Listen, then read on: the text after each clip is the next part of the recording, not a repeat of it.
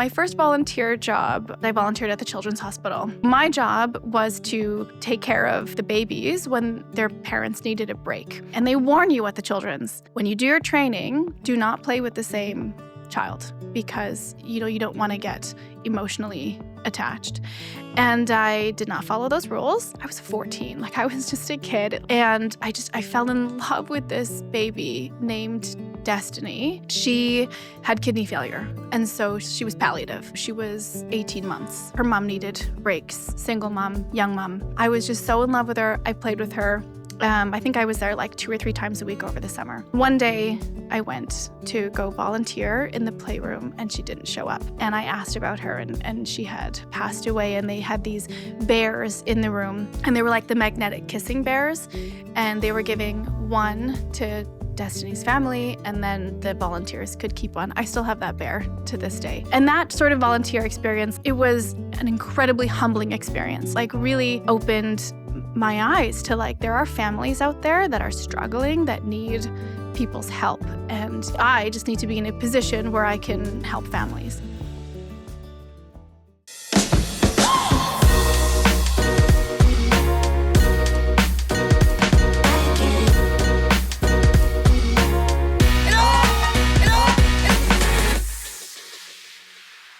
Welcome to the Calgary Sessions. This is episode number 126. I'm your host, Jeff Humphreys. Today's guest, you don't know this, but I'll share it with everybody. Okay. I rarely do this. So I think out of 126 episodes, I've sent 2 cold emails to people. Oh. The very first one was Holly from Milk Jar. Oh, yeah. She's great. And then the second one was to you. Awesome. So thank you. I go through these phases. I'm like, who... because sometimes you kind of get into these circles of people, right? Right. And it kind of just goes, it just kind of moves around. And so when I sent you that note, I was just starting to look outside of my community. Right. And I found you. And I was like, well, shit. She sounds awesome. We'll see. So please name and who you are. My name is Lourdes Juan. Who am I? Calgary-based entrepreneur, started entrepreneurial journey back in 2010. I'm actually an urban planner by profession, which is a little bit funny because of the different businesses that I have started. But yeah, I'm a Calgarian, Bridgelander, mom, wife, sister, all of the above. Amazing. This is just, and part of my shtick is I don't do any research on anybody. Okay, that's great. So, which is when I found you, I just saw all these things you were a part of, and I didn't go any deeper than that. So I have no idea, but I was like, this can go all over the place. It really is. And it really is. Which I find fascinating. So, and before we get into it, I always sometimes forget to do this. I'm trying to get more exposure around the show. Anybody listening to this one or previous ones, please subscribe and like this damn thing. So I love it. Yeah, I'm pumped to hear this one. So you've seen Bonnie's show, which was obviously Yes. spectacular. So take it back as far as you want to go. So, Okay. Where you grew up, how your parents inspired you or didn't, friends, circles, and we'll just kind of weave our Sure. way to where you are today and get into your, all the Sure. things you do. Okay, we'll go on a bit of a journey. I'll start, where am I going to start? So my parents are from the Philippines originally. They actually met at West Edmonton Mall, like true Albertans, when they moved here. They were really young, 19 and 20 or 18 and 20 or something. And as the story goes, my dad knew, he saw my mom going up an escalator or something, was like, I'm going to marry that woman. And a year later, they got married and they had my older sister. And then a year and a bit after that, they had me. And then 6 years later, they had my little sister. So we were all kind of in Edmonton. I was born in St. Albert. But when I was 2 months old, we all moved to Calgary. So I call myself a fake Calgarian because was not born here, but You're damn close. I'm very, very close. And I have such an affinity for Calgary, but I have to sort of preface with that. And then we did, so 3 girls, my sisters and I did our high school here. I went to Bishop Carroll High School, which for those that don't know, it's sort of like a self-directed study. So there are teachers, but there's no classes. And so you get to kind of pick and choose what you'd like to do and when you'd like to do it. That school, so I'm born in 77. Okay. So that school is there's always funny stories around it. You know, some people finish in like 2 years. I know. Okay. I was not one of those. And then there's a bunch of characters that are like 4, 4.5. 4.5, 5. And some just don't ever finish anything. Yeah. So I was like 3 years. Oh, so you're normal. Yep. I was not going to be like a 2-year type of person. My friend was though, and amazing. 2 years, so she would have been in grade. I just can't imagine. Like you're 14 and you excel at that age. I knew that I actually didn't like high school. And so I asked the co-op student or the co-op teacher who was doing like work placements to place me in a job. And so she found me a job at an architecture firm. And so I did high school and then I worked at the architecture firm. And I actually worked there till I was 26 until I opened up my first company. Crazy. So they saw me through like junior or high school and then my first degree and then my master's. And I just worked there like part-time or full-time, like whenever they needed me. So I've known the architecture scene for a really long time. That's an understatement. In Calgary. Yeah. How did you guys grow up? Like, how did we grow up? Yeah, what'd that look like? So we grew up in Westgate. So just like South Calgary. So I was born in Killarney. Oh, yeah, right around there. And then grew up in Strathcona. Oh, okay. Oh, you were a hill kid. Oh, yeah. We used to call you hill kids. So, you know, it's hilarious. Because we grew up and we moved to Wildwood, and we were always like, God, those hill kids. So it's so funny. I've heard it before. My dad built our family house in 1981. Okay. And so we were one of like the very first houses up there. Wow. Dad built a house with like interest rates were at 18, 19%. It was chaos. So like out our front door was just on the hill, all empty lots. It was just this like playground for everything. So And have you been there recently? Like, do you still? They're still there. Oh, they're still there. That's amazing. So when you say that, Wildwood Westgate, I was around you a lot. Amazing. So I was born 1984. Yep. And so we, grew up in Westgate. It was like subsidized housing, the apartments kind of near that AMA on 17th. Yeah. And then my parents saved every penny that they had. So my dad went back to school fairly late, actually. He went back to university for engineering, but worked at like Boston Pizzas and kind of odd jobs. And then he decided to go back to school. And that put our family in a position where my mom had to work 3 jobs to make sure we got food on our table. One of them at a grocery store so we could get food at a discount. Okay, I don't know if you'll remember it. It was called Food City. Yep. And it was 17th Avenue, like kitty corner to the AMA in that complex where like Tim Hortons is. It's now a Shoppers Drug Mart, but that was Food City.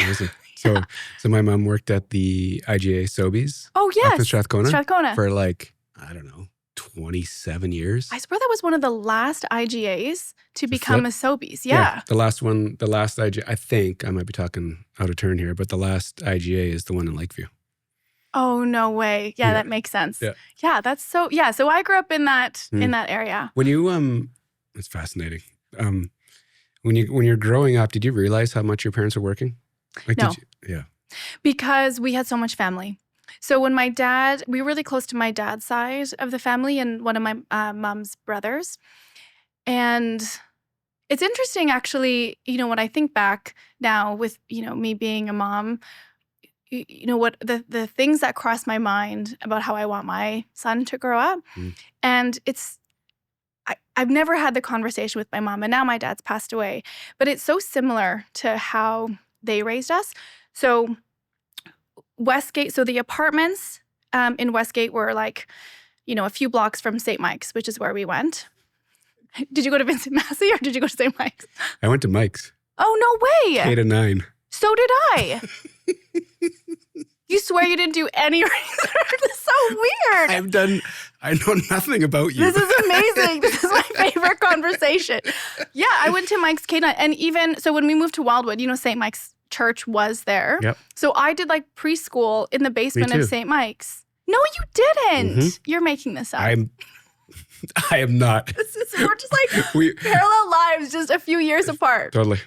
Well, so that's what we did. So we went there K to 9. So my grandparents on my dad's side, they rented a house just a block like on the same side of Vincent Massey on 45th Street. So we could walk to St. Mike's. And it was me, my sister, my older sister, Portia, my younger sister, Sophia, and all of our cousins. And so that was like home base for us. And so when you say like, did you know that they were working that much? It was like, no, because we always had our family around, whether it was like mom or dad or aunt or uncle or, our 12 cousins or whatever it was. Like, that's just how we grew up. We don't, there was no feeling of loneliness or anything. Like, there was this real sense of like family and community.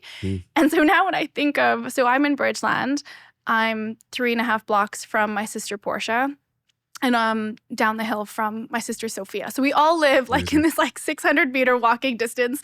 And my mom's now, we sold the house in Wildwood, and now my mom lives with Portia. And so now we're all close together again. Is that on purpose?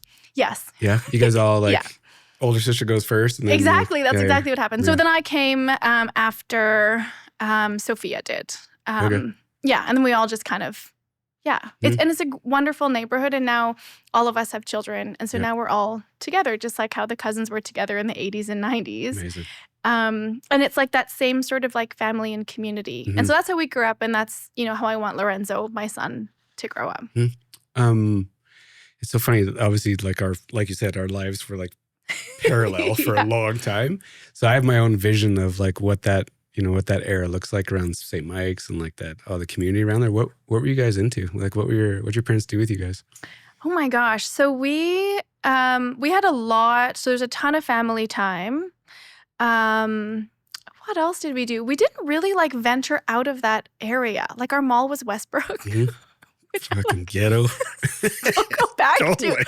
Okay, but now in, 2024, our mall is sort of like North Hill, which is kind of like Westbrook. I agree. And when I walk through it, I'm like, this is 1989. Totally. Yeah, I mean, that's where the mall where, what was that store called? San Francisco? Oh, yeah. All it the, just like, had a joke things and yeah, things. funny knickknacks. Yeah. And then there was, wasn't a record store. It was like a CD store. I don't remember the name of that. I can't remember either. But yeah, we were just always together, and it's just like this family unit, whether it's like sisters, cousins. It's just very exactly. tight. We were all super tight. Yeah, and then my dad, so he did 4 years of mechanical engineering while working at UMC. He was not working at the time, so that's why my mom had to work so much. Yeah. And then he did 4 years at U of C, and he graduated 1989. So we were like kids, and so I remember going. I was born 84. He started or graduated 89. Yeah, so I was like a toddler. And I remember going to the university and just like waiting for him to be done. How old was he when he graduated? Classes. Oh my gosh. I want to say. He would have been like a mature student, 30s. Right? Yeah, or like mid 30s. Yeah, he would have been a mature student for sure. Can you imagine, doing that now? Like, I can't. I would be not like a great. My husband went back to university at 31. To become a teacher. He was a graphic designer before that. And yeah, I couldn't. I do not envy students now and their workload and the stress and what they have to do. I think it's pretty incredible. When you've kind of answered this, but your mom's working 3 jobs, dad's going to school. When did you figure it out what you actually like, what you grew up in? I find it fascinating because I don't even know if we I think it maybe hit me, honestly, like late, very much late in life, and I don't want to say, maybe, yeah, and I don't want to say like we were sheltered, but like I didn't take my first flight till I was 18 or 19. My son has been on 30 flights, like, he's 3. So it's just like a different generation. Yeah. And so we, grew up. And that's the thing. Like, I'm almost like hesitant to say like under the poverty line, but that's what it was. Like we were definitely in subsidized housing. We had a huge family to sort of support each other, buy groceries together, like all of these things that Filipinos just like make it work. For sure. just like make it work. Yeah. And that's what happened. And so we didn't really notice, I would say, till like very much later in life. High school. Well, obviously you went from Mike's to Bishop Carroll. I did. When you got there, did you have an idea of what what you wanted coming out of high school? I loved architecture. And so, in my mind, I was like, I think I want to be an architect. And Where'd I that wanted come from? to. Sorry. I don't know if it was sort of influenced from my dad. So he was really artistic, but then went to engineering school. And he always joked that like it stripped every kind of like artistic bone in his body.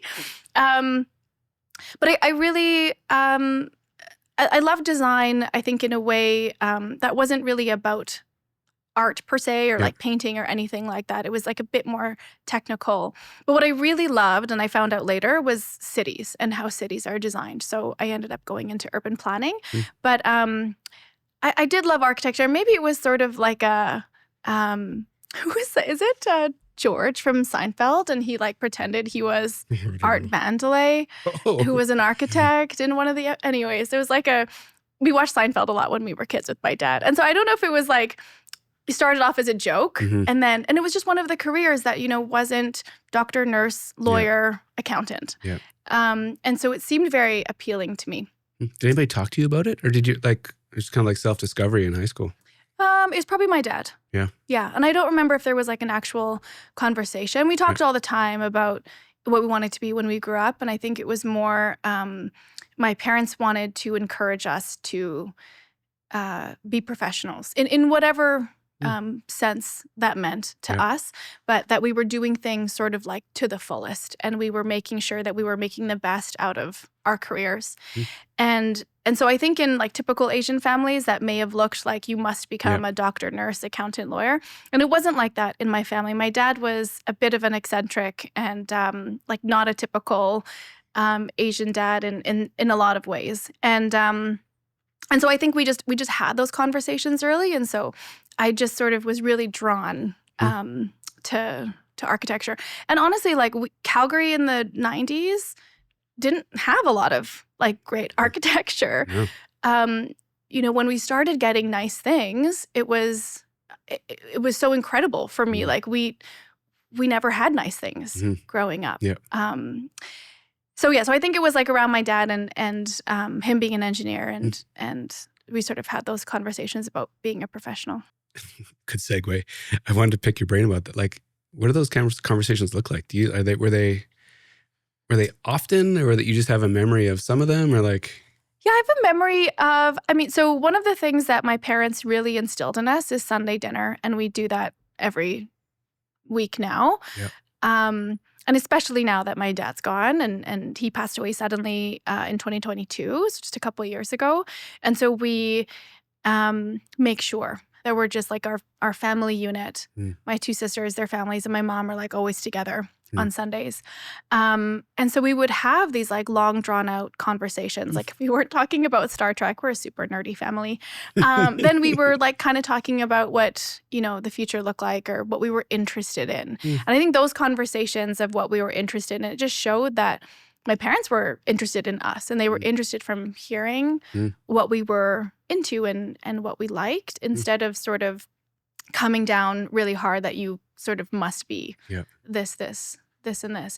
And my little sister actually became an architect. So she's an architect today. I was going to ask you, like, when there's three girls talking about what they're interested in, it's got to be interesting just for the sisters to hear each other talking about those things, because it's... Yeah. And I think that, but I also think like we grew up in a family that, my dad was very much like, break those glass ceilings. Like they didn't really exist for us. He was sort of like, you can do whatever you want. You can really be whoever you want to be. And I want to know, what you're interested in. I think having those, or at least the, the basis of that conversation when you're really young. And it's the type of things that I talk to my son about. I was just going to ask you. Yeah, like I don't want to ever tell him what he's going to be or, anything predetermined. I want to know what he's interested in. So those kind of things I carry from my childhood into today.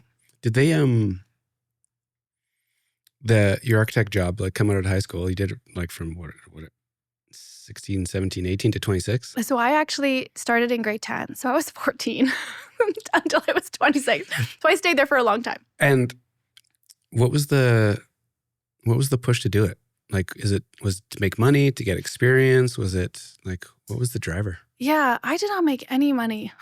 It No was way. like a free co-op. Yeah. Hmm. So I was just, honestly, like I was gluing carpet samples on foam core. I was, at the time, it was an ammonia printer. We didn't have like these big fancy printers. So I would like literally sit in front of a blueprint machine and like feed paper and change the ammonia Glamorous. buckets and stuff. It was very glamorous.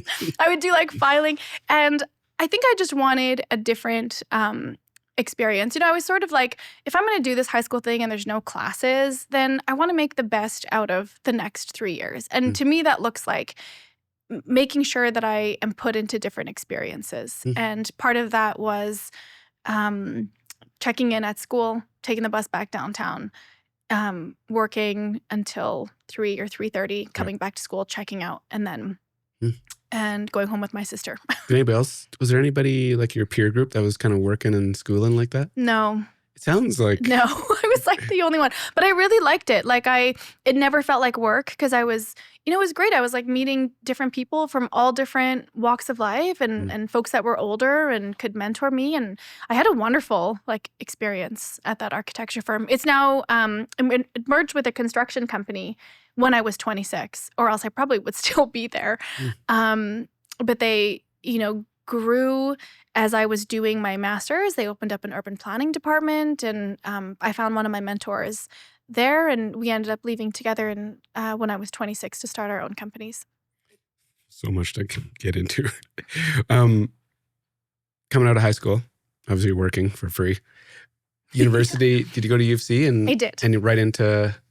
I did, sort of. So funny enough, my marks were not good enough to get into U of C, which is so funny now particularly when I go back. I've been awarded 2 awards from the University of Calgary, one an alumni award. I did the graduation speech last year for the Schulich School of Engineering. Yeah, and then I won an arts award, like a faculty award. But when I was 18, actually I was 17 when I graduated. So I was in school a bit earlier. My birthday's in February. Me too. Your birthday's in February? You were earlier. Okay. Early. I'm like, you can't. That's all the same. It's not real. Yeah, so I graduated when I was 17, and my marks were not good enough to get into the program that I wanted to, because I still thought at that time I was going into architecture. Okay. And so I wanted to, I think it was like communications and culture or something like that. I just wanted a general degree. And so I was unclassified. I don't know what they call it now, open studies, for a year. And I did open studies for a year and upgraded. At the time, it was called Viscount Bennett. Oh, yeah. Now called Chinook College, or now totally defunct. Now there's a development wood there? on all the windows. Oh, okay. I'm like, they built residential or something. I just drove by it the other day. It reminds me of it could be a set from like The Walking Dead. Oh, okay. It looks like just... It's just totally boarded up. Yep. I haven't been down there in so long. But I upgraded there, and then eventually got my marks up to get into the university full-time. And then I did a Bachelor of General Studies. I just wanted to finish a degree quickly to get the GPA where I could apply for my master's. And that's what I did. Master's in? Environmental design. And then my specialty was urban planning, which is now, I think a faculty is now called SAPL, School of Architecture, Planning, and Design or something. Yeah. So you're still at that architecture firm all the way through university? Yes. Yeah, until I was Like 26. It's this thing that's just like, it's with you everywhere. Yeah, it was like a second home, honestly. Like They watched you grow up. Yeah. Oh, 100%. They were at my 18th birthday. I had a debutante ball, like every Filipino girl. And it was at the Palliser Hotel. Oh, it was like a thing. It was a thing. We like did cotillion practice. We did like ballroom dancing. Wow. And the stupid hip hop number that I am not good at. Is this recorded? Somewhere. Awesome. Somewhere. We do no like post-production on this, but it'd be awesome if somebody of your family members is like, here it is. I'm sure my mom has it somewhere.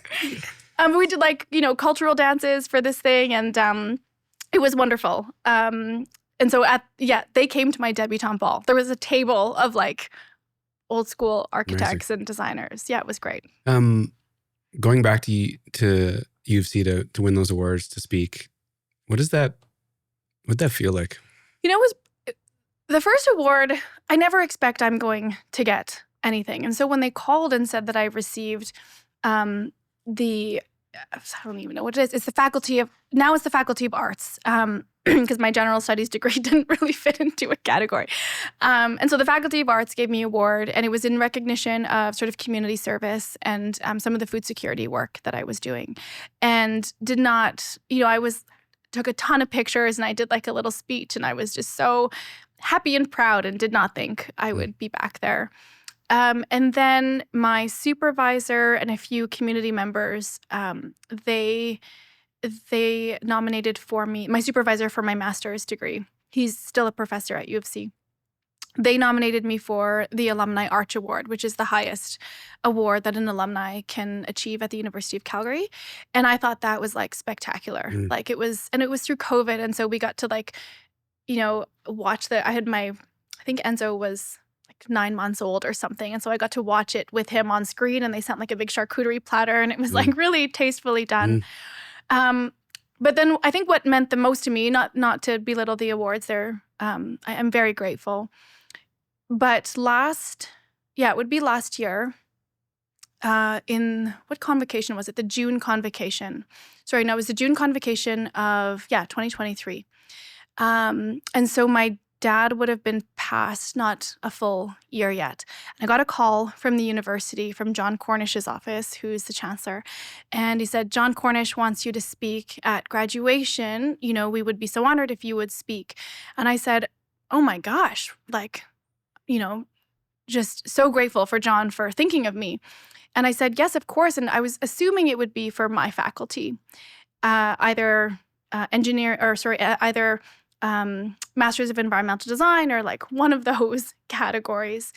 And they said, okay, well, we have these dates available, but they're really hoping that you can speak to the Schulich School of Engineering, which is my dad's alumni. And so I just felt the most emotional, I think, about that, because, I think for someone who, isn't very religious, there's a lot of sort of serendipitous things that have happened over the last 2 years that have been very interesting and coincidental, I'll say, if you believe in coincidences. And that was one of those things. I was just filled with so much gratitude and so much emotion. And so part of my speech to the Schulich School of Engineering was, I have no affiliation to this faculty, other than I was raised by an engineer, and we saw the world through his engineering lens, and he was such a big part of that. And he graduated from there in 1989, so that was really special. You must have brought the house down.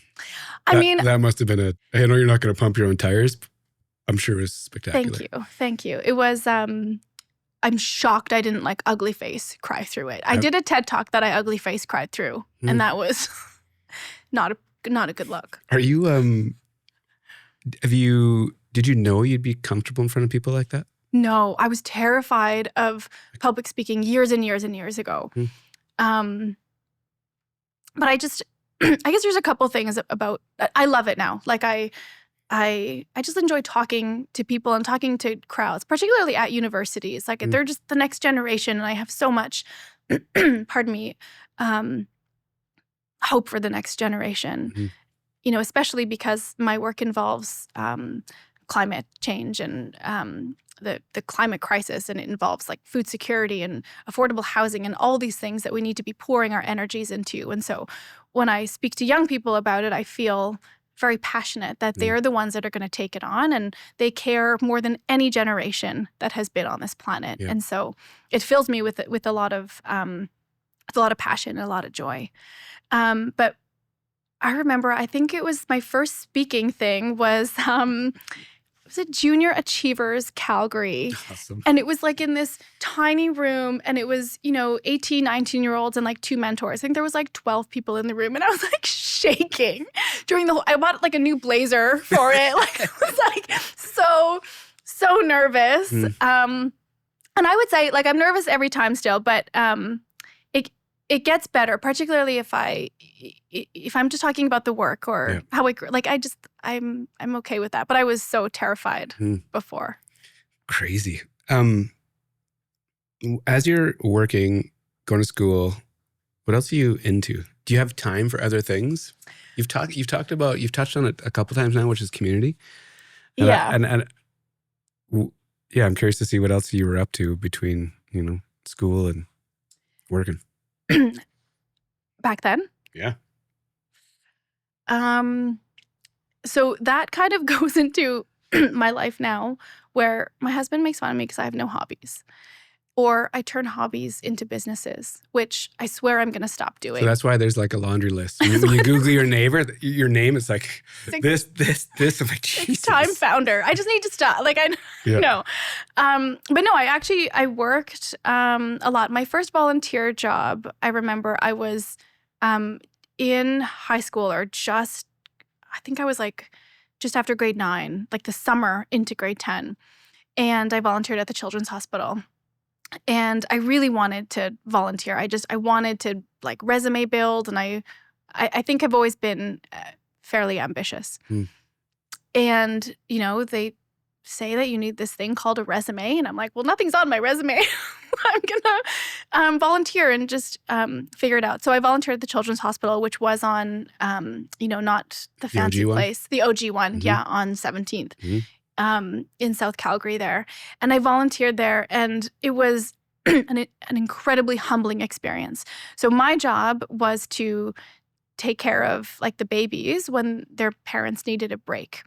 And I fell in love with this baby named Destiny. And I haven't thought about this in a long time. She had kidney failure. And so she was 18 months or something. She was palliative. And so her mom needed breaks, single mom, young mom.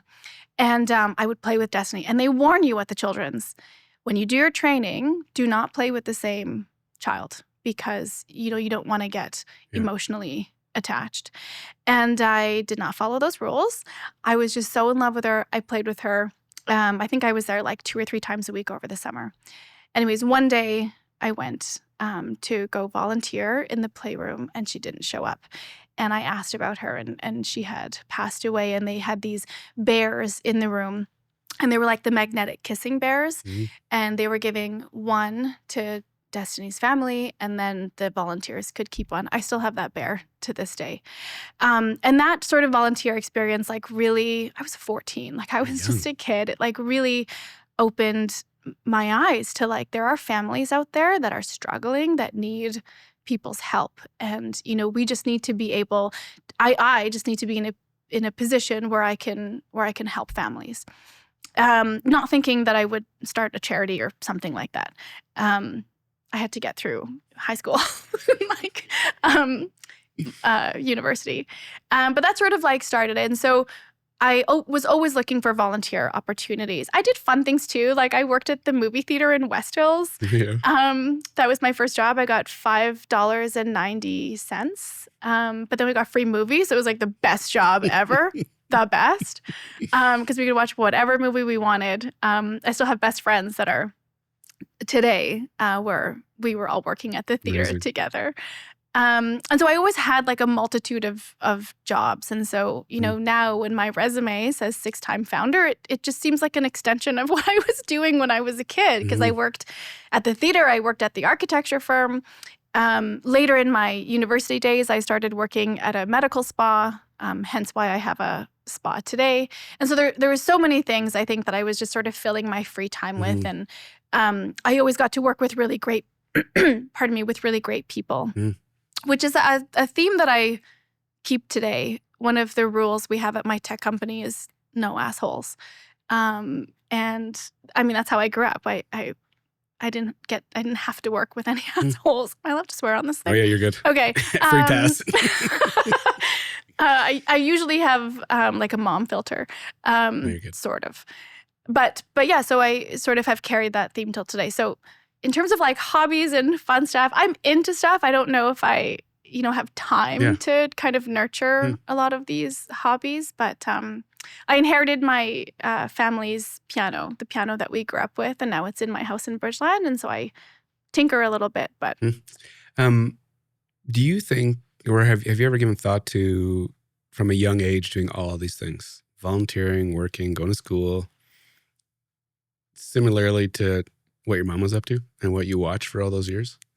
Oh, yeah. Like- I 100% got my work ethic from my mom. 100%. Without her saying a word, right? She I'm hasn't. guessing? No. You just watch. No. Work ethic and routine. My mom loves a good routine. And so following is sort of her. And my dad was a bit more, it's funny because he was an engineer, but he was a bit more whimsical, or like, he would, he got us a telescope when we were kids, and it'd be like midnight. And he's like, Halley's Comet was a thing in the 90s or 90s. And we would like go, so he was a bit more whimsical. But yeah, work ethic and routine is my mom today. So I still see it in her. And I try to have that same sort of discipline. Amazing. Take it back to that moment when you decided to leave that architecture firm. So they were very kind. When they got bought out by a big construction company out of Vancouver, they said, and I had just graduated from my master's, they said, do you want to do project management in construction? We can kind of keep you on, and we're not really going to have an urban planning department anymore. We're just going to focus on sort of construction and beyond.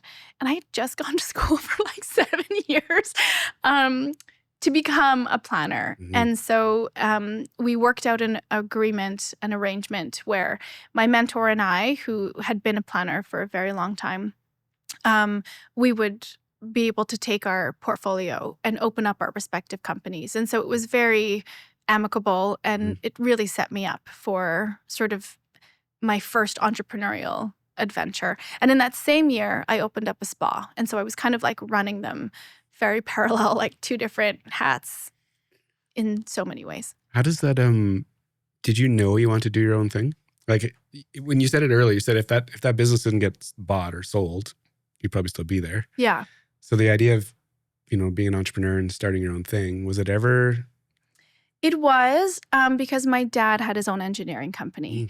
And so, while I learned work ethic and routine from my mom, my dad worked so hard, and he always wanted to do his own thing. So he did work for an engineering companies when he was early on in his career.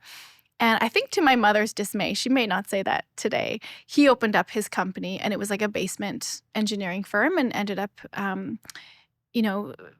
being very successful and having his own offices and stuff like that, and kind of sort of this ebb and flow of entrepreneurialism. So he was like in the basement and then had a big office and came back home, and he kind of rode the entrepreneurial waves. And so I think that bravery, it doesn't faze me to see, or to even today, like a spa post-COVID, and all of the things that hospitality has gone through. It is a challenge to me, and I like a good challenge while being realistic, but sort of that ebb and flow of entrepreneurialism takes bravery, and I 100% learned that from my dad. Did that conversation ever come up around the family discussions? Like when he started when he started his own business, did you guys ever get in a chance? Like, did the family ever talk about that idea? I think he sort of told my mom he was going to do it. It wasn't a super conversation, which I think, she won't say it today, but I think it was not a good conversation that they had. And did he talk to you about what it actually looks like and what the value could be? Like, was there any education around doing your own thing? Yeah, I think it was more, my dad was like a man of few words.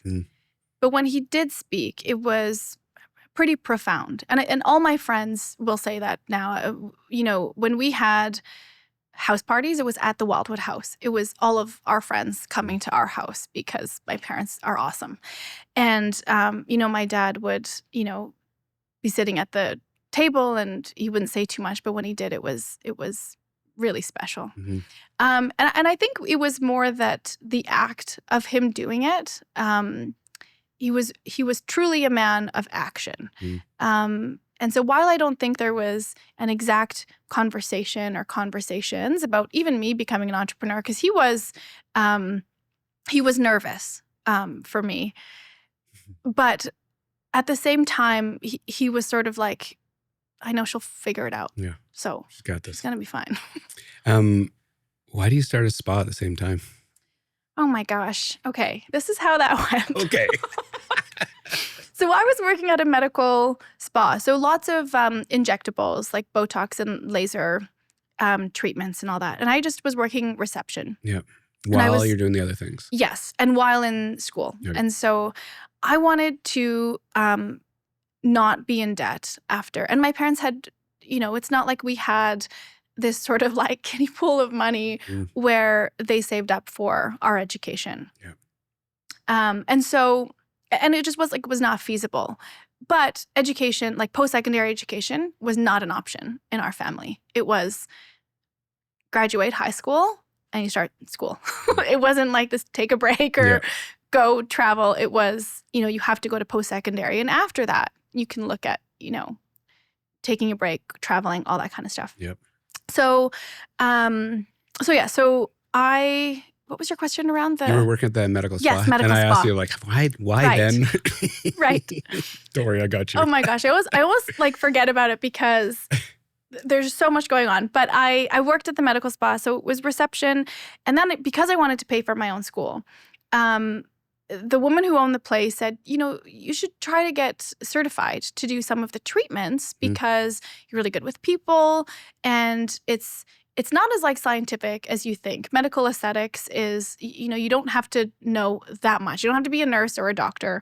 You can get the training and it's pretty technical. And I said, let's try it. She was offered to pay for my training and it would give her some, now that I own a spa, I'm like, damn, I was a really good employee. And so I would, get the training and I started doing laser hair removal treatments and I started doing some of the other sort of like facial treatments. And so I'm actually certified to do laser hair removal on certain machines. And then I'm certified to do like chemical peels and all that stuff. And that company, she asked me to buy into. And so I put a little bit of money into it. And as soon as I put money into it, I thought, actually, like, this is not the type of self-care and philosophy that I have. And so it was so disparate that it was a really big learning lesson. And so it was a good experience, made my money back, got bought out, and then I left that place and I opened up my own spa, which has been through, I would say, like a tumultuous time. It is 14 years old this year, which is wild to me because in so many ways I feel like, we just started, particularly after COVID. It felt like 2010 again. Like, what are we doing? How do we market this? Where are the people? How do we keep people safe? Those types of things. But the philosophy around it is, there's lots of people promoting injectables and that type of medical aesthetic, and those things work. And you can go elsewhere for that. Soma, my spa, is... Where is it? It's now in Seaton, so fairly far down south in the Marriott Hotel. And we did it down there because, my future vision is I see a hotel branded spa. And so I wanted to see what it was like to partner with the Marriott. And it's been really good. And so we're in the Courtyard and Residence Inn down there. I just made the GM there my business partner. And so I'm very much out of the operations and I get to be a customer and I get to enjoy. But I remember the days of, we were do you know where on First Street across, where Murrieta's is? Yep. We were first floor and basement. So we took up part of that Alberta Hotel building right across the Palliser Hotel. And my spa was there. And then my development office, like my development company office, was across the street in the Grain Exchange building. And so I would be jaywalking that street for like many, many years, like 2010 to like 2015, just back and forth. I was like DeVille's #1 customer. And so that's how it started. And so it was very much like I just wanted a different philosophy. So at the time, we did laser, but no injectables. And now we don't do any of that. We introduced the hammam again to Calgary. There was a hammam spa on 17th Avenue for a long time. It shut down, and then we brought that treatment back. And so it's very much, you take the time out for yourself for self-care. And And that's what it's about. It's not about getting an injection and then being on your phone for the entire spa day. It's just very much like relaxing within that environment. Cool. What else do you have going on? So you've got your development business, you got the spa. Yeah, so those were like part-time. Those aren't even my full-time anymore. So my development company has been very fun, actually. And I don't know how much time we have, but I'll go into... We got okay. all the time for you. Okay. I'll make it fairly short. My son has probably watched 2 hours of television with my mom already. He's going to get a little longer. There are no rules at Nana's house. It's good living. Yeah, he's happy to do like a reverse, take him outside so he's not looking at a screen. So with my mentor, so he had, for the urban planning company, so he had worked for the city for a long time and then he opened up his own company. And he knew a lot of sort of like the inner workings of the city and I would say like who to talk to, but also how to get things approved. And that became sort of like our MO as a team. We would take on a lot of contentious items. And so I remember like one of the items that came to our office when we both had our our companies was there was on 9th Avenue in downtown, there was like a Christian bookstore that turned into Boudoir Rouge. Oh, yeah. That was our application. And we had several applications that were like a little bit tricky and a little bit tougher to put through the city. And so I started my career in planning, like really doing contentious stuff, which today we still do a lot of contentious stuff or a lot of things that require a lot of community engagement. And so my business partner at Hive, I brought him on this year. My company's called Hive Developments. He does, he's actually like an engagement specialist. And I really believe that like, this YIMBY and NIMBYism and all that stuff is really heightened because we can't have non-inflammatory conversations anymore.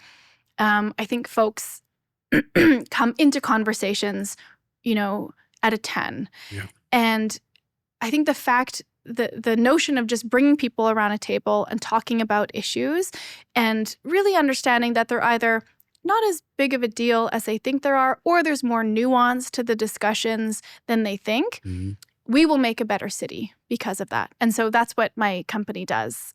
We focus on community engagement and we work with a bunch of different developers and partners to make sure that we're building a Calgary that's really cool. Amazing. You have a couple other things on the go too. I do, yeah. So that's not even my full time. I have a tech company. And that's what I do full time now. Pardon me. And, okay, yeah. What's the tech company? Okay, so years and years ago, in 2012, I started picking up excess food from a local bakery. And I brought that food one night to the drop-in center. And the drop-in center said, "This is wonderful. We're going to use this up by noon the next day because we serve 3,000 meals a day." And my mind was like blown. I was like an entrepreneur for 2 years. And, not that I needed something else on my plate, but I was like, sorry, what? Like they were just going to throw this away. It was baked 12 hours ago. Mm-hmm. And he said, yeah, I mean, if you have more, like bring it down. And so because I was a new entrepreneur, my, offices were like coffee shops. And it was around the time that like Phil and Sebastian started and Sidewalk Citizen. Mm-hmm. And Aviv from Sidewalk Citizen was the first person on my board when I made it a charity. And those folks like really understood food waste in a way that I didn't. Where did that come from? Like where does food waste enter into your brain of like, I want to dig into this? I think it was more like just seeing. So the food that we picked up, the bread, it wasn't like a couple sacks of bread. It was like 200 pounds of bread. It took up the entirety front of a store. And we had to like stuff it into our cars very creatively. I've learned to like Tetris bread into a sedan, like a skill that no one else has. And so I think it was just sort of like seeing that and really understanding that these organizations could be spending money on programming, what they're really good at, whether it's a youth program or like a women's shelter or an emergency shelter. They need to be putting their dollars towards housing or, fixing the root of the problem. So if we can get food over to them and that sort of like doesn't have to enter their mind or their budget in some way, it was just a way to be helpful.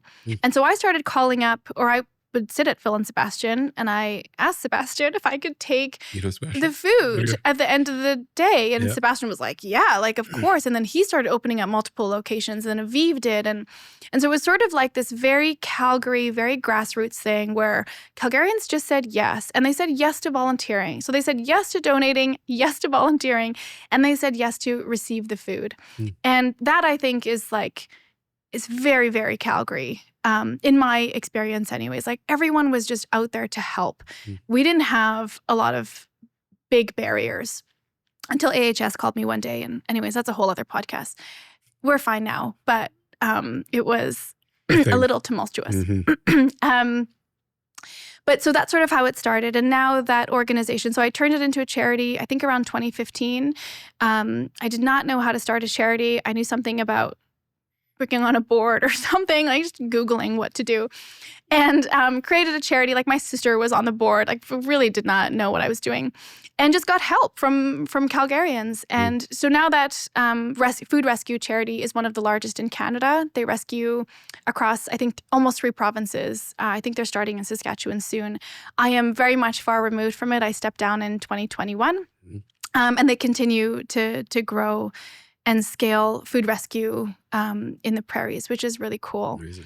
But I so we built a software within that technology because it was me on an Excel document at 2 a.m, like after scheduling massage therapists and like trying to get a developer to sign a proposal, I was also trying to organize volunteers on Excel.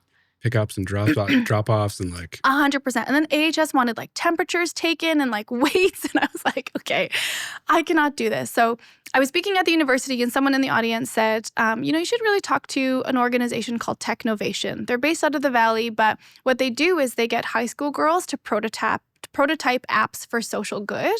And so maybe you could get a prototype and then maybe see if a developer would build it for you. Because I did get a quote on building an app, back in 2016. It was like $350,000 from a local company. And I was like, we don't have that much money. Thanks. We are a charity, barely a charity. And so what we ended up doing was working with 4 girls from Bishop McNally High School. And I remember like the first bit of code was like written in the Bishop McNally High School computer science lab. And it was 4 girls. So they were like 14 and 15 at the time. And there was so many parallels with when I was 14 and 15 and like at an architecture firm. These girls, wanted to do something really cool. So they prototyped the app with a developer mentor. And we were in the, high school computer science room. And we took that prototype and their mentor developer developed it with one of the girls. And we raised like a GoFundMe campaign through the charity and paid the girls and paid the developer. Today, that developer now is my co-founder, Brad, at the tech company, which is called Knead Technology, like kneading bread. But the double entendre, we're just a bunch of nerds. Do what you're good at. Anyway, so then, Brad and I and my brother-in-law Ryan and our other co-founder Audra have now taken the tech company. So now we have the technology from the foundation that we've spun out into the tech company. I'm doing what's called like a pre-seed raise, which I'm going to close here at the end of June. And we have customers in Canada and the US. So it's just a baby company, but really the software is purpose-built to make food rescue for any organization, big or small, very, very seamless. And so they can get more money for their efforts so that they can track their food. We're eventually going to do like a voluntary carbon market thing on it where they can sell their credits on the carbon market and do a revenue share.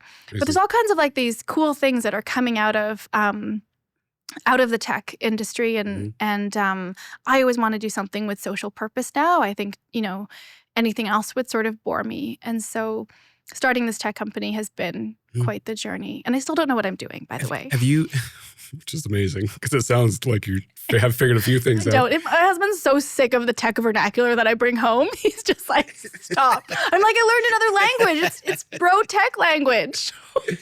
Have you dug into the tech community in Calgary? Yeah, a little bit, yeah. Do you know the name Darcy Tour? No. Okay. Should I know the name Darcy Schwartz? I will Okay. introduce, I've never said this like weird, like, do you know this person? I'm going to introduce you to Darcy. Okay. He's just like this I love it. tech, brilliant guy in Calgary. I love it. Yeah, I'm He's on the open show to meeting any folks in, Okay. in the industry, just because I'm new to it. Yeah. What else do you have in your bag of Okay, I tricks? want to say that 6 times. Okay, so the other two are Leftovers Foundation. So that's the food rescue, Yep. the tech company. When we were working in food security, so the charity was basically working on 2 fronts, I would say, and not to confuse the two that like one can solve the other, but it was really working on food waste, which makes an impact in the climate crisis, and also food security. And because getting food to those in need is sort of like a Band-Aid, but anyways, there's lots of things to unpack there.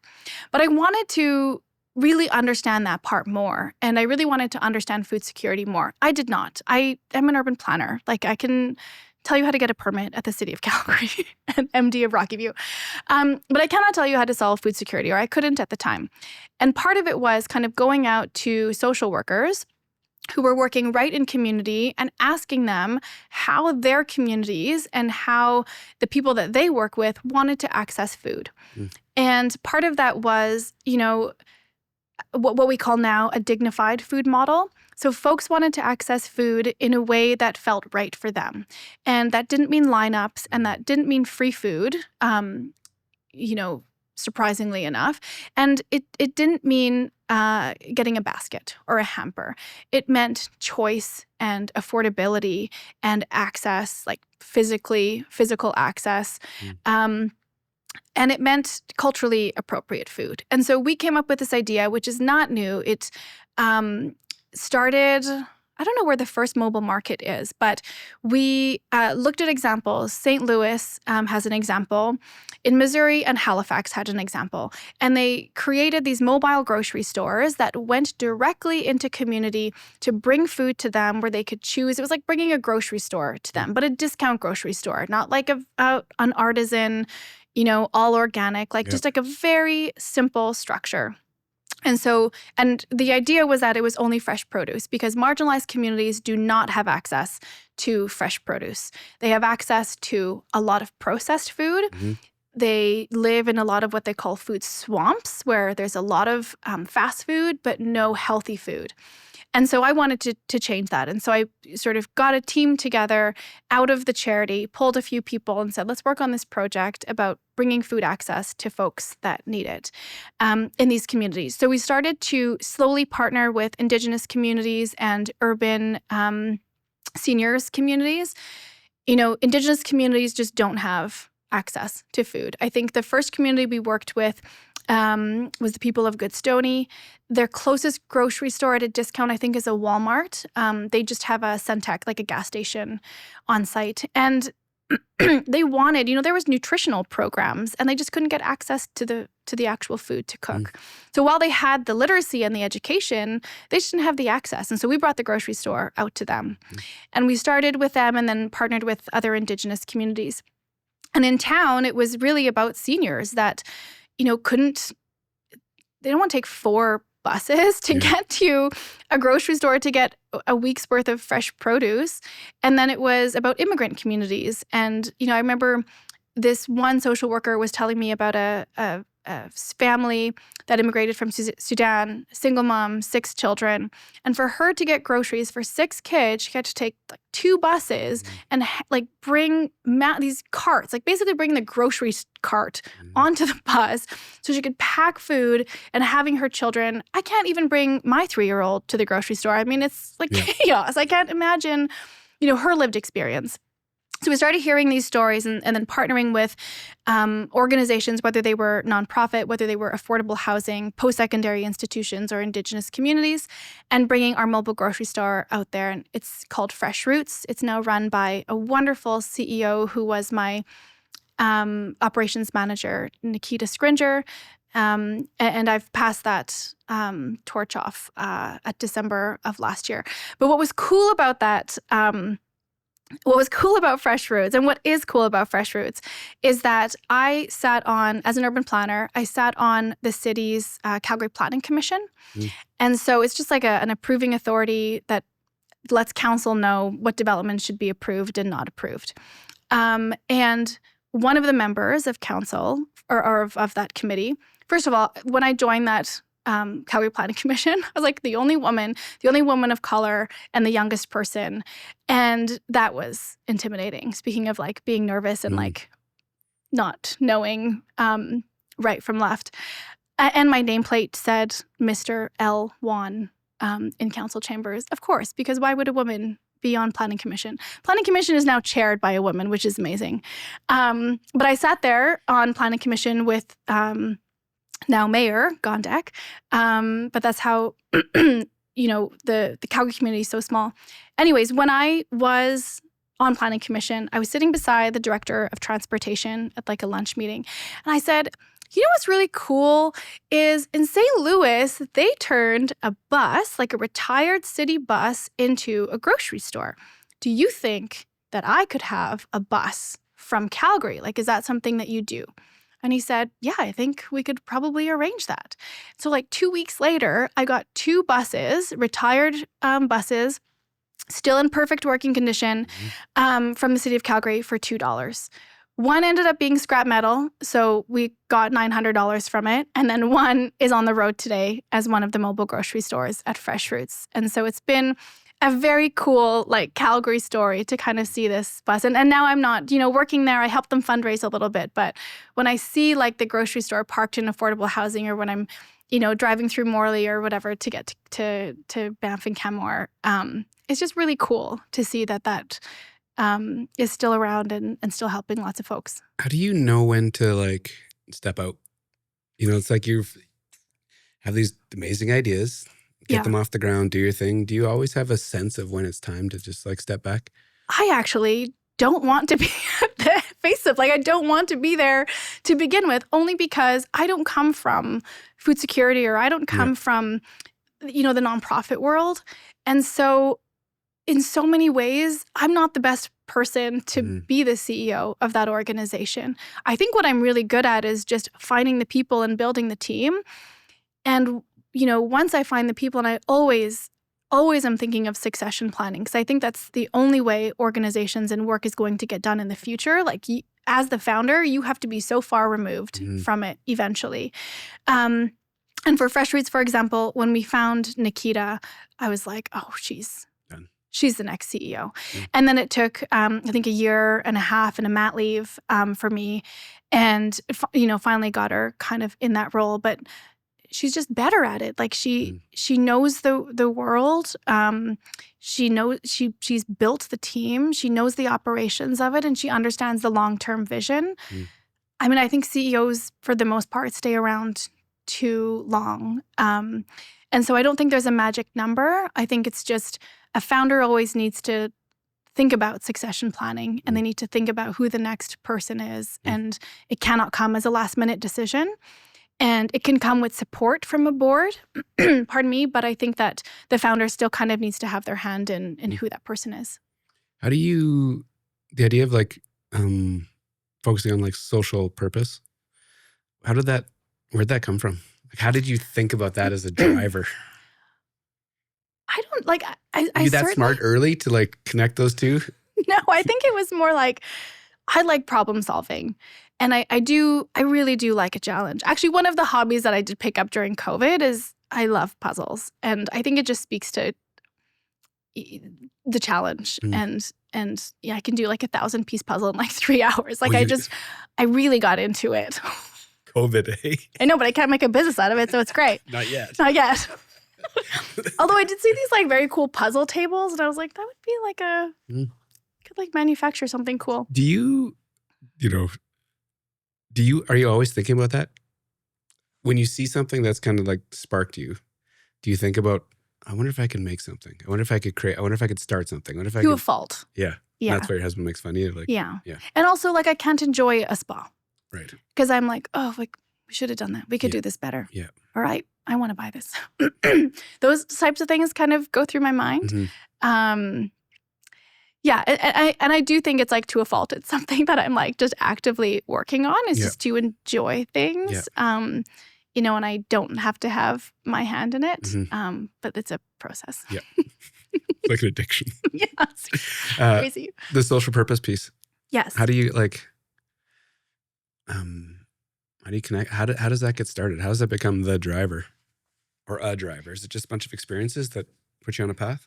Yeah, like I think it was definitely a few aha moments, but also when you're problem solving, you just unpack so much more, like, okay, so we're rescuing food. Sure, that's one part of making sure that folks get food access. But what is it really? Like, how can we really look at the root cause? Basic income. Okay, so that's part of it. So how can we support and advocate for basic income? So I think all of those things, when we start unpacking it and something really strikes me, like, yeah, we could just do a mobile market. I mean, we have the resources. It's sort of like I see the problem. So we unpack one problem and then a bunch more kind of shows itself. And then it's like, okay, what are we really resourced for? What are we really staffed for? How can we do this together and in community and make it really meaningful? And so there are some things that we don't touch. We never fully advocated for, the Leftovers Foundation didn't become an organization that advocated for basic income. We stayed in our lane and really became, about food rescue.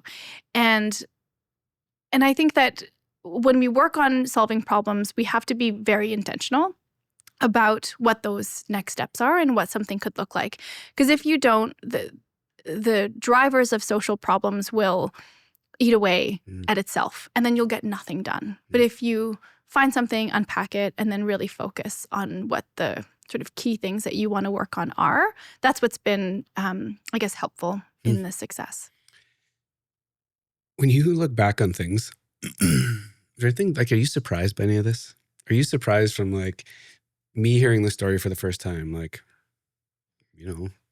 pretty, like your upbringing, like you were just family tight, it's just the story to where you are today and all the, from the outside, all the accomplishments or, moments in your life. Yeah. Do you think about it much? I actually don't even think about it until I sit down and talk to someone about it, right? Like I'm so far, I think, into the work and getting stuff done and like what the next steps are that it is really tough to kind of like zoom out. But there are times that have sort of forced me to zoom out, like being asked to speak at Schulich School. I mean, that was like a huge, that was a big zoom out for me. And there have been other moments, having my son, COVID was awful for so many people and so many businesses. I think that was and it just forced us to kind of like, everyone had to stay home. And it was like Mother Earth was like, you stay home and you think about what you did to this planet. And I think those moments have really been humbling. But yeah, it's a muscle I need to exercise more, just kind of sitting with it a little bit and enjoying it. My sister has this thing where she's a marathon runner and she says, okay, when I do this marathon, I'm going to buy, her self-care to herself is she buys a new pair of very expensive runners. And that's like her whole thing. And so she's got all these medals on the wall and she does that. She's like, what do you do? And I was like, I don't know. I don't know what I do. And so it's something that I need to figure out. I thought it was like going to the spa. And then I tried that and I was like, no, I just want to own the spa now. Like, this is not working for me. So I need to work on it. Do you wrestle with that a little bit? Like, yes. do you really think about it? Mm-hmm. It's interesting because it, like, from the outside, it's just you're just making so many different decisions. Like starting things and trying things and doing it. Like that feels like purpose and hobbies and like direction. It's just so different from a lot of people. Yeah, and I think that my defense to not having a hobby is really like I enjoy everything that I do. Even the really ugly moments, like fundraising in 2023 for a social purpose tech company was not fun. And but I still was learning lots and I could, at moments kind of sit back and really enjoy, where it's come. We built this thing in a computer science lab with 14-year-old girls, and now we just landed the city of Phoenix as like a food rescue customer. Like that to me is like, what happened here? And so there's sort of like, things like that are really humbling, but at the same time, I'm like, there's so much more work to be done. Yeah. And I love all of it. So nothing really feels, and I've said this, often, nothing really feels like work. And so, it's sort of like, it makes sense. I don't have to compartmentalize hobbies. I'm not judging, by the way, but it's like, it makes complete sense. Like it's just, yeah, thanks. But I think it's very rare. And I think that's what probably catches people off guard. Yeah. I mean, I really do love the work, and I don't have to work with assholes. And so it's actually great. Beautiful.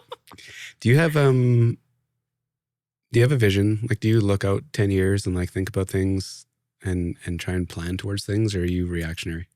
No, I'm pretty, I have a master's in planning, so I feel like I'm like Fucking stupid question. Know your audience. Not that I rarely get called out like that, so that I meant to call you out.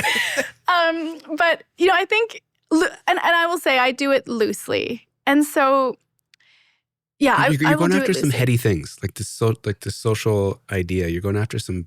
It's a big vision. Yeah, and I think in so many ways, I think like the work will never be done. I mean, the work will surpass me as a human being and probably the next few generations to come. But how can we make a dent now? I mean, what else are we going to do? Like, we should be working on it. And so I do have a loose plan, especially like for my family. Yeah. Like we talked about, like, I think, and I don't know what my parents or what my dad's, plan was. I don't know if he was ever like, in 10 years I want to do this, or in 20 years I want to do that. I think he was always like, I just want to set the girls up for success. Yeah. And I really feel that, like, especially that he's not around, like I really, really feel that he has done that in such a profound way.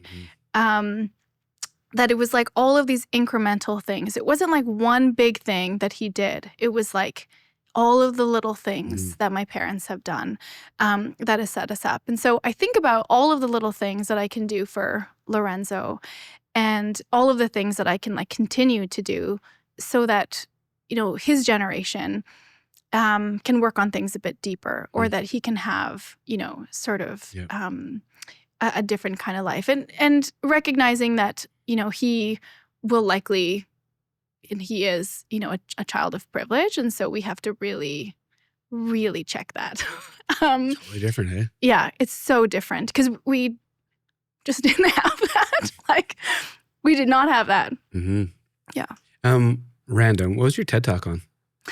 It was sort of like a critique on food banks, which, I got a little bit of flack for, but someone had to say it. And it was really just like, how can we innovate food security? We've been doing lineups and hampers for so long, and it is not working, and it is putting a Band-Aid on things. And we put millions of dollars into hampers for people, and it's sort of like putting a lot of money into the healthcare system and not putting a lot of money into prevention.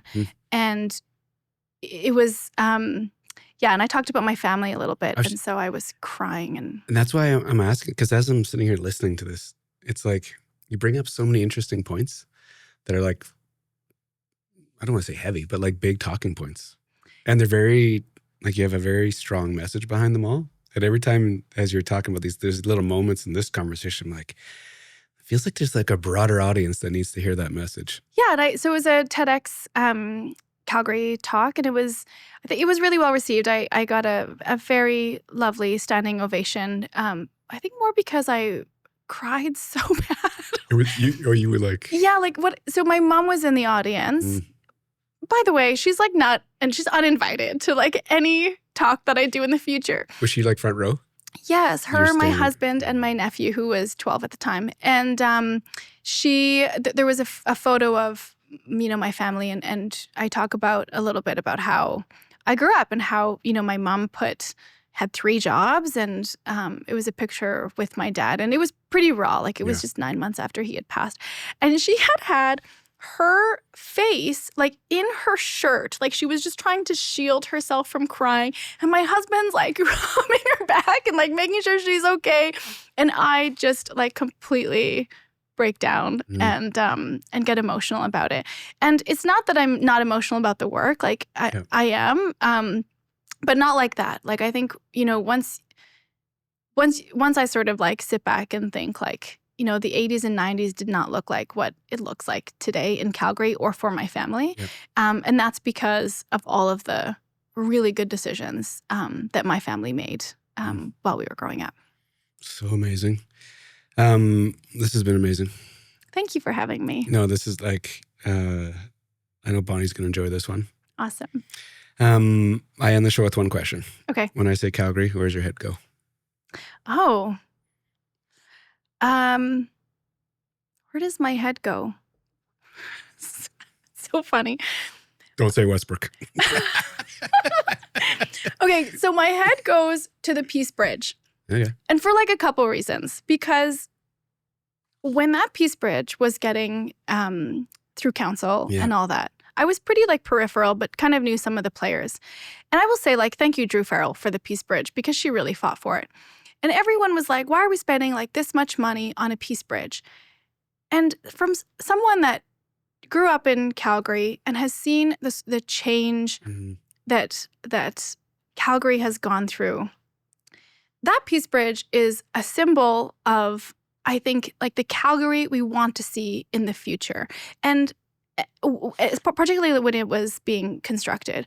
And now, when everyone opposed it and, this public art and blah, blah. I mean, it's Santiago Calatrava, who's like a huge name in architecture and the industry. And to have that piece of like beautiful, walkable furniture in Calgary is such a huge deal. And I remember, listening to the naysayers on the radio and, we spent this money on this and why did we do that? We could have done this and that. And I think that really set the tone of where Calgary is today. We have the library, we have the boat building, we have Juan Plenza statues surrounding the boat building. I mean, we have so many beautiful pieces now, and that makes up what Calgary is. And I think that was really, started from the Peace Bridge. And now when you Google Calgary or look in the book section, and under Calgary, it's all pictures of the Peace Bridge. And I'm like, that's what, it's a beautiful piece, but also it just, to me, reminds me of like someone was thinking about our future and they made that happen. And now we're really seeing that. We're really kind of living that, and we're really, a teenagey, pimply city, but we're really kind of becoming our own. And I love Calgary. I'm the biggest booster for living here and doing business here because the Calgary community has supported me so much. And so when I think of Calgary, I think of the Peace Bridge, which is like, I think very probably typical, but also different. I've never heard that answer. Okay, well that's good. So not difficult. But it's a cool way to end this thing because it's just everyone has a different idea or perspective or a vision of what this place is. So, yeah, some people true. laugh. Some people, honestly, they'll say the random things. But so yeah, your answer just fits perfectly. Okay, I love it. Pleasure meeting you. Nice to meet you too. Yeah, this is a really cool experience. We're in parallel universes. Yeah, totally. And the cool thing is like I said, this like the second time ever with a cold email, it kind of inspires me to cold email more. Yeah, just look around, just like little. I got my blinders on most of the time, just because I'm just focused. Yeah. But I think it's important to kind of like look up and around every once in a while and see what's out there. Yeah. Thanks for taking the time. Thank you. And I'm sure we'll stay in touch. Yeah, thank you so much.